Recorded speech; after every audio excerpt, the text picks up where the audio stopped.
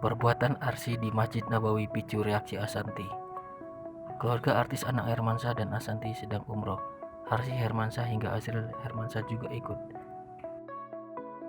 Berbagai cerita muncul terkait suasana umroh, termasuk melalui akun Instagram Ashanty. Termasuk perjuangan keluarga Anang Hermansyah dan Ashanty kala masuk ke Masjid Nabawi, Madinah, Arab Saudi. Ashanty mengungkapkan kini tidak gampang masuk ke masjid tersebut lantaran harus berdesakan dengan pengunjung lain dan harus ada syarat lainnya.